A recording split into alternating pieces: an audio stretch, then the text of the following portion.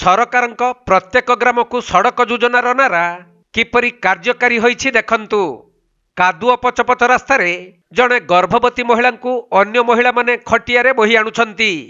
ଆଉ ଝିପିଝିପି ବର୍ଷା ଲାଗି ରହିଥିବାରୁ ଗର୍ଭବତୀ ମହିଳାଙ୍କ ମୁଣ୍ଡ ଉପରେ ଜଣେ ଛତା ଟେକି ଧରିଛନ୍ତି।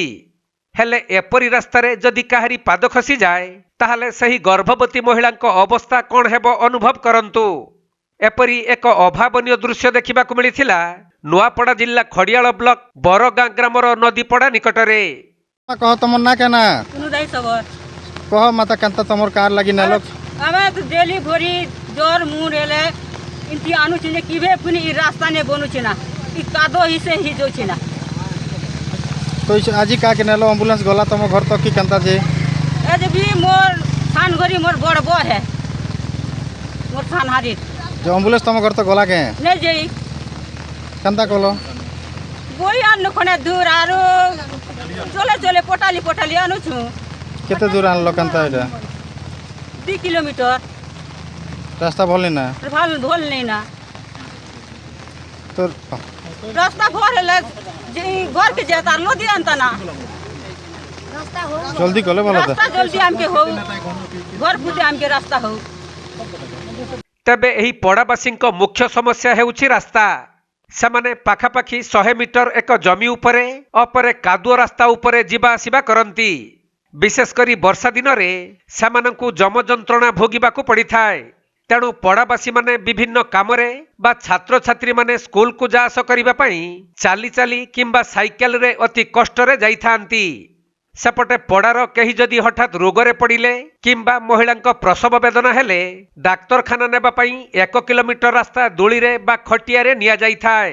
आम नदी खणी रे गोटे पड़ा अच्छे सबर पड़ा गर्भवती बहुटे से असुविधा एत असुविधा एम्बुलेंस आसला पाके जाई नहीं पाला 2 किलोमीटर दूरे ने रहला ताके महा मुश्किल पुटले करिए आरो अन्य बुआसन मैंने 5-6टा ताके पुटले करिए केने हाथे केने मुंड के एंती धरी करी एटा कठै करी केते धीरे धीरे ताके चले चले आने केते बेल के बुझवा पाइबी करन आरो गाड़ी आने 2 किलोमीटर दूर आसरा के एम्बुलेंस आसरा पाके आसने एम्बुलेंस स्थान कादो जेन हे जे से बसी पते रोड एम्बुलेंस भी जेने पारु छे कादो जेनता भासी जो छे कादो जे आरो एते सब वर्ष एंती कादो है ना 5 वर्ष है सब वर्ष एंती होते आम ये पड़ा लोग सबुदिन एंती हैरान हो आम नृत्य गाधी जो छन बुआसन मैंने टोकिल पिला छुआ समते महा मुश्किल जो छन 4-5 जन 80 वर्षिया बुढ़ा मन अच्छु जेन ठेंगा धरिकी भी जो ठेंगा भी काम नहीं दूसरे चली जाऊे एत असुविधा अच्छु पिला छुआ पढ़ी जाऊन सबुदिन कादो ने देरी होते आज्ञा मैंने गोल दौन कहीं देरी कर कादो आज्ञा कादो ने भड़ा मुश्किल धीरे धीरे औछू बोल कर कहसन बोल कर रास्ता नहीं बनवार ना रास्ता भल नहीं बनवार ना बिल्कुल नहीं बनवार आज्ञा सब बड़े सेमती कादो हो आज तो जेन अच्छे एम्बुलेंस जो एम्बुलेंस भी जाई नहीं पारुचे इनुन तो जल्दी रास्ता चका भासी जो रास्ता जल्दी बना वाला आरंभ करसन आ केंता केंता करके से काम बिगड़ी जैसे आरो नहीं बने ना कले भलता बना में भलता। सही क्रम रे पड़ार अभिराम सबरंक स्त्री द्रौपदी सबरंक प्रसव वेदना हेबारु परिवार लोक माने एम्बुलेंस को जोगाजोग करिथिले। तेणु एम्बुलेंस आसीथिले भी पड़ार किछि दूर रे रही जाइथिला। फलरे गर्भवती महिला को खटरे बोही आनिबा चेष्टा करा जाउथबा बेले वर्षारे 4 जन खटिया धरी चलिबा संभव होई नथिला। तेणु शेषरे गर्भवती महिला को चलाई चलाई एम्बुलेंस निकट को आनिथिले। परे तांकु खड़ियाल उपस्वास्थ्य केन्द्र को निया जाइथिबा जणा पड़िछि।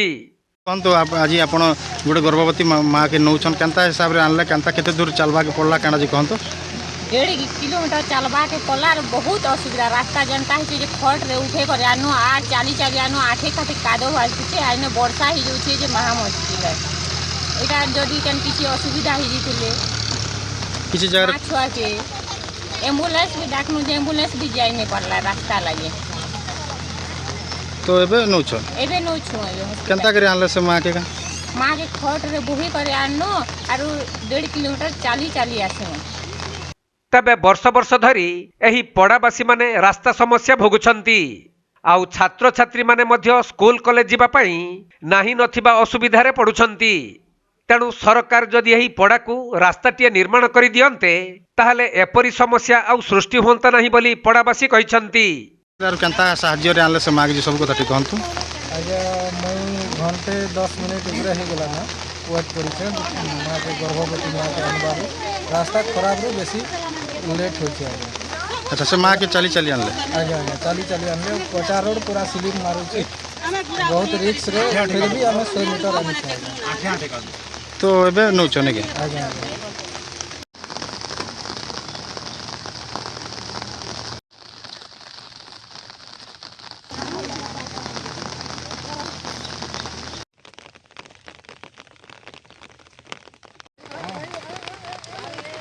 नुआपड़ा जिल्लारू चंद्रशेखर बेहरांक रिपोर्ट कोणार्क लाइव।